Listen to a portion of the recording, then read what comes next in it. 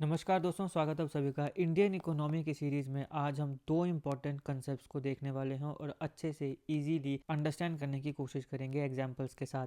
एक है CRR, that is cash reserve ratio. दूसरा है SLR यानी कि स्टैट्यूटरी लिक्विडिटी रेशो। दोनों को विस्तार से समझेंगे आसान भाषा में और इनके एडवांटेजेस देखेंगे कि ये क्यों ज़रूरी हैं, और फिर हम देखेंगे कि इनमें डिफरेंसेस क्या क्या हैं।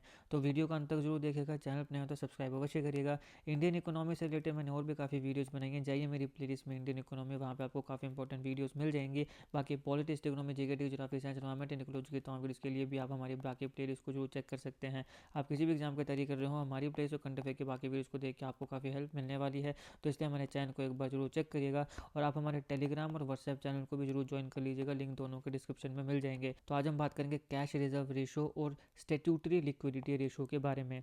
ये दोनों बहुत ही क्रिटिकल और इम्पॉर्टेंट मॉनिटरी पॉलिसी टूल्स हैं जो भारत के बैंकिंग सिस्टम को रेगुलेट करते हैं और इकोनॉमिक स्टेबिलिटी को ये कंट्रोल करते हैं।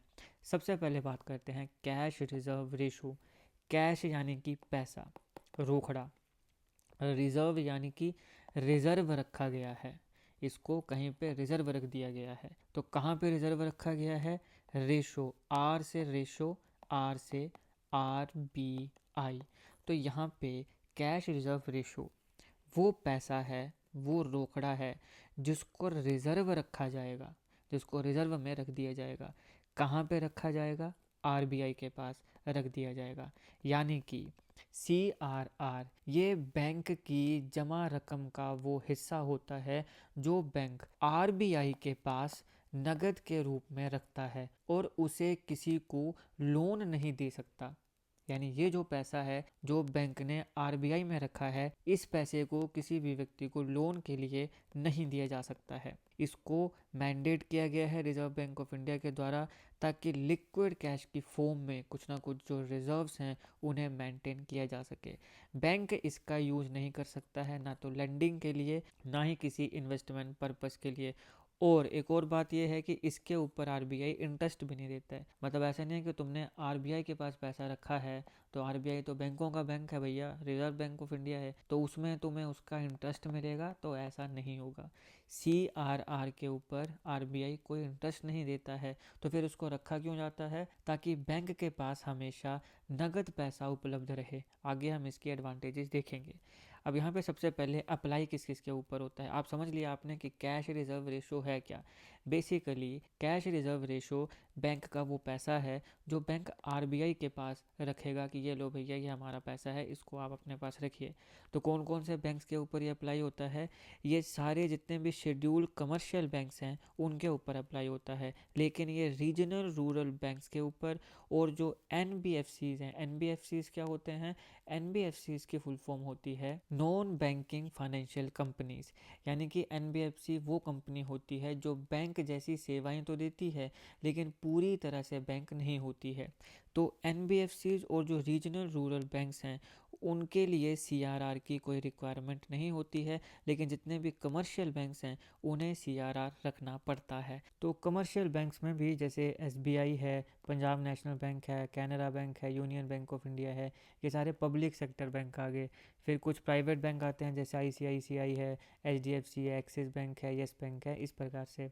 कुछ फॉरेन कमर्शियल बैंक्स भी आते हैं जैसे स्टैंडर्ड चार्टर्ड बैंक है, सिटी बैंक है, इस प्रकार से आते हैं। ये सारे क्या आ गए? ये कमर्शियल बैंक्स आ गए। तो जो भी कमर्शियल बैंक्स होंगे उन्हें CRR RBI के पास रखना पड़ेगा।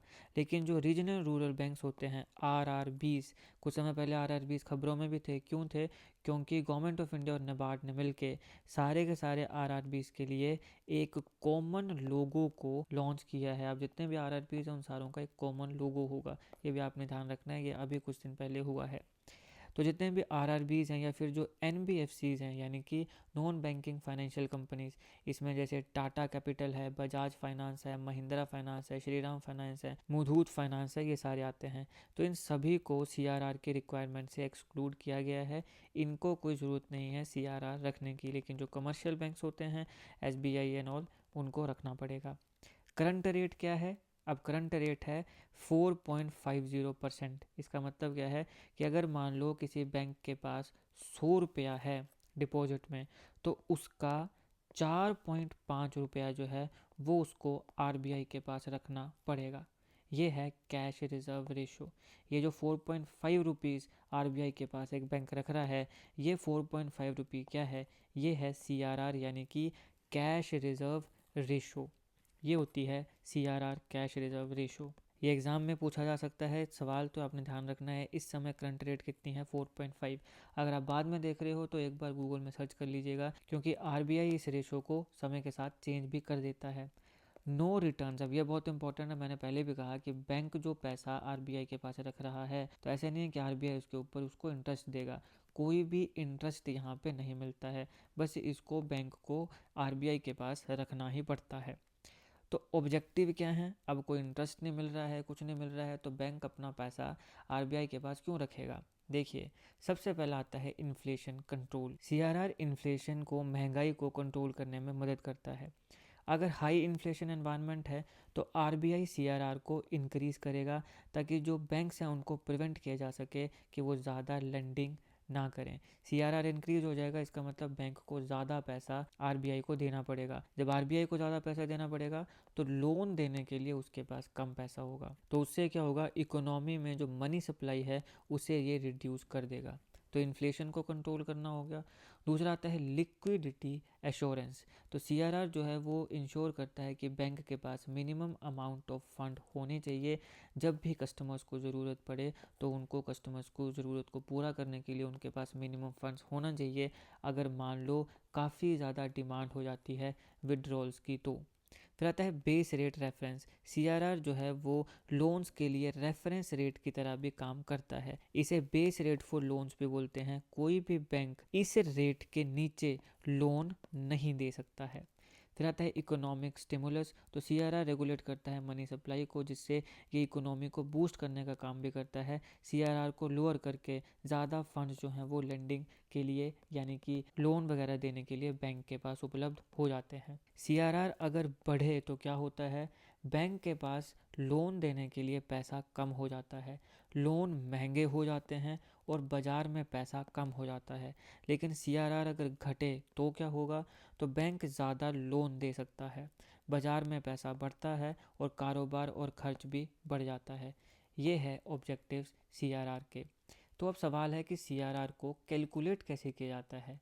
देखिए, सीआरआर जो है उसको percentage of net demand and time liabilities यानी कि एनडीटीएल, इसके माध्यम से कैलकुलेट किया जाता है। ये जो परसेंटेज होती है इसको आरबीआई के द्वारा फिक्स किया जाता है, और समय के साथ साथ सेंट्रल बैंक खुद ही यानी कि रिजर्व बैंक ऑफ इंडिया इसे चेंज करता रहता है। तो जो एनडीटीएल है यानी net demand and time liabilities, ये रेफ़र करता है aggregate savings account, current account और फिक्स डिपॉजिट बैलेंस जो कि बैंक हेल्ड कर रहा है। एक बैंक में जितने भी सेविंग अकाउंट्स हैं, करंट अकाउंट हैं, फिक्स डिपॉजिट्स हैं, इन सारों को मिलके जो बनता है वो होता है एनडीटीएल, और एनडीटीएल की परसेंटेज के हिसाब से सीआरआर कैलकुलेट होता है। करंट सीआरआर के रेट क्या है, तो 4.50% है, यानी कि अगर बैंक के पास 100 रुपया है तो 4.5 रुपया उसको आरबीआई के पास रखना पड़ेगा। ये होता है सीआरआर। पहले भी कहा मैंने आपको, कैश माने कि रोकड़ा, रिजर्व यानी कि रिजर्व रखा गया है किसके पास, आर से रेशो, आर से आरबीआई के पास। तो अपना बैंक का वो पैसा जो आरबीआई के पास रिजर्व रखा गया है उसको कहते हैं सीआरआर, कैश रिजर्व रेशो। ये एक कंसेप्ट हो गया। अब दूसरा कंसेप्ट आता है एसएलआर यानी कि स्टैट्यूटरी लिक्विडिटी रेशो। अब ये क्या होती है, इस केस में बैंक को अपनी जमा रकम का कुछ हिस्सा अपने पास सुरक्षित रखना पड़ता है। सीआरआर में क्या हो रहा था कि कुछ हिस्सा आरबीआई के पास रखना पड़ रहा था, यहाँ पे आरबीआई के पास नहीं रखा जा रहा है, यहाँ पे अपने पास ही रखा जा रहा है। और ये जो अमाउंट है ये कितना रखा जाएगा ये भी आरबीआई ही डिसाइड करेगी। और ये जो अमाउंट होगा जो आरबीआई ने डिसाइड किया है कि ये एसएलआर होना चाहिए, यानी इतना पैसा आपके पास होना चाहिए, या इतना पैसा ही नहीं, यहाँ पे पैसा भी आता है, यहाँ गोल्ड आता है, और यहाँ पे गवर्नमेंट सिक्योरिटीज़ भी आती हैं, इनको हम आगे देखने वाले हैं। तो इतना आपके पास होना चाहिए। उस पैसे से यानी जो एसएलआर का अमाउंट है या रेशो है, उससे भी लोन नहीं दिया जा सकता है, ना तो CRR से दिया जाएगा ना SLR से दिया जाएगा। तो ये मिनिमम परसेंटेज ऑफ डिपॉजिट है जो कमर्शियल बैंक को मेंटेन करना पड़ता है in form of either cash या गोल्ड या फिर बाकी सिक्योरिटीज़, कॉमन सिक्योरिटीज़। ये बेसिकली रिजर्व रिक्वायरमेंट होती है बैंक की, जिसको कस्टमर्स को क्रेडिट ऑफर करने से पहले अपने पास रखना पड़ता है। SLR statutory liquidity ratio, full form भी ध्यान में रखिएगा। की डिफरेंस क्या है CRR से? तो CRR की तरह यहाँ पे जो डिपॉजिट्स हैं उसको बैंक अपने पास रखता है, ना कि RBI के पास, और बैंक का इन एसेट्स के ऊपर पूरा कंट्रोल होता है। रेगुलेटरी अथॉरिटी क्या होती है? SLR को भी reserve bank of India he fix करता है। CRR कितना होगा ये भी RBI फिक्स करेगा, SLR कितना होगा ये भी RBI फिक्स करेगा। बस फ़र्क सिर्फ इतना है कि SLR बैंक अपने पास रखेगा, CRR RBI के पास रखेगा। क्रूशियल मॉनेटरी पॉलिसी इंस्ट्रूमेंट है ये इकोनॉमिक रेगुलेशन के लिए। तो SLR काम कैसे करता है? डेली रिक्वायरमेंट, NDTL का एक पर्टिकुलर पोर्शन होना चाहिए कैश, गोल्ड और बाकी लिक्विड एसेट्स की फॉर्म में हर बिजनेस डे के एंड में। दूसरा आता है रेशो कैलकुलेशन। तो यहाँ पे ये जो लिक्विड एसेट्स के रेशो है ये डिमांड और टाइम लाइबिलिटीज़ जो होती हैं इसके ऊपर बेस होती है और इस रेशो को SLR बोलते हैं। ये इंश्योर करता है कि बैंक एडिक्वेट लिक्विडिटी को मेंटेन करे। एसेट कॉम्पोजिशन की बात करें तो यहाँ पे गवर्नमेंट सिक्योरिटीज़ भी होती हैं। ज़्यादातर बैंक जो SLR हैं वो गवर्नमेंट सिक्योरिटीज़ के ऊपर लगा देते हैं। क्यों लगाते हैं? क्योंकि इससे इनको इंटरेस्ट भी मिल जाता है जब वो रेगुलेटरी रिक्वायरमेंट्स को पूरा करते हैं। तो CRR जो था उसमें कोई भी इंटरेस्ट नहीं था, लेकिन अगर बैंक SLR के केस में कैश या गोल्ड में रख रहा है तो ऑब्वियसली वो तो अपने पास रहेंगे। अब मान लो आपने अपने घर पे किसी अलमीरा में पैसा या सोना रखा है, उसके ऊपर तुम्हें कोई पैसा थोड़ी मिलेगा, कोई इंटरेस्ट थोड़ी मिलेगा। लेकिन अगर गवर्नमेंट सिक्योरिटी में लगा दिया जाए तो वहाँ पे आपको इंटरेस्ट मिलेगा। तो उसी प्रकार से जो बैंक है अगर वो SLR को लगा देता है किसी गवर्नमेंट सिक्योरिटी में तो वहाँ पे उसको उसका इंटरेस्ट मिलेगा और बैंक को फ़ायदा भी होगा। तो SLR ज़्यादातर गवर्नमेंट सिक्योरिटीज़ में बैंक लगा देते हैं ताकि उनके ऊपर इंटरेस्ट की इनकम खाई जा सके। अब SLR की इम्पोर्टेंस क्या होती है? Inflation and liquidity control. Government use करती है SLR को इन्फ्लेशन और लिक्विडिटी को रेगुलेट करने के लिए। SLR जैसे इंक्रीज़ होगा तो इन्फ्लेशन कंट्रोल की जाएगी इकोनॉमी में, और जब डिक्रीज़ होगा तो ग्रोथ के ऊपर काम होगा। डेट मैनेजमेंट, SLR एक बहुत ही इंपॉर्टेंट मॉनेटरी पॉलिसी इंस्ट्रूमेंट है RBI का, लेकिन ये बहुत ही इंपॉर्टेंट है गवर्नमेंट के लिए डेट मैनेजमेंट प्रोग्राम को सक्सेसफुल बनाने के लिए भी। फिर सिक्योरिटीज़ मार्केट आती है, तो SLR मदद करता है गवर्नमेंट्स को सिक्योरिटीज़ को सेल करने के लिए और जो डेट इंस्ट्रूमेंट्स हैं बैंक्स के उनको भी मैनेज करने के लिए। तो इससे होता क्या है, गवर्नमेंट बोरोइंग का जो स्टेबल मार्केट है उसको क्रिएट किया जाता है। अब की टेक अवेज देख लेते हैं CRR और SLR में फ़र्क क्या है। कैश रिजर्व रेशो, इसको मेंटेन कौन करेगा? RBI। इसमें कोई भी इंटरेस्ट नहीं मिलेगा। करंटली इसका रेट क्या है? 4.50%।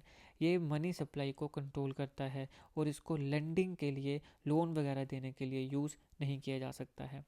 SLR, इसे बैंक अपने पास रखता है, RBI के पास CRR को रखता है, अपने पास SLR को रखता है। इंटरेस्ट इनकम यहाँ पॉसिबल है। अब देखो अगर कैश या गोल्ड में है तो नहीं मिलेगी, गवर्नमेंट सिक्योरिटीज़ में है तो इंटरेस्ट यहाँ पे मिल सकता है। यहाँ पे RBI के द्वारा सेट किया जाता है पीरियोडिकली, ये इन्फ्लेशन और लिक्विडिटी को ये रेगुलेट करता है। कैश, गोल्ड या सिक्योरिटीज़ में इसको हेल्ड किया जाता है। दोनों CRR और SLR essential monetary policy tools हैं जो साथ में काम करते हैं बैंकिंग स्टेबिलिटी को इंश्योर करने के लिए, इन्फ्लेशन को कंट्रोल करने के लिए, इकोनॉमिक ग्रोथ को भारत में प्रमोट करने के लिए। तो ये है दोस्तों CRR और SLR, एग्जांपल्स के साथ हमने अच्छे से विस्तार से इसको कवर कर लिया है। आई होप आपको वीडियो अच्छी लगी तो लाइक करिएगा, शेयर करिएगा। Polity, history, economy, GK, tricks, geography, science, environment, ecology की तमाम वीडियोस के लिए एक बार हमारी प्लेस को जरूर चेक करिएगा। आप किसी भी एग्जाम की तैयारी कर रहे हो, हमारी प्लेस और करंट अफेयर की बाकी वीडियोस को देख के आपको काफ़ी हेल्प मिलने वाली है। इसे समय निकाल के हमारे चैनल को जरूर चेक करिएगा। GK, current affair, GK tricks की ऐसी वीडियोस के लिए हमारे चैनल को सब्सक्राइब करिएगा, बेल आइकन को जरूर दबा दीजिएगा ताकि किसी भी वीडियो की नोटिफिकेशन आपसे मिस ना हो। आपका बहुत बहुत धन्यवाद।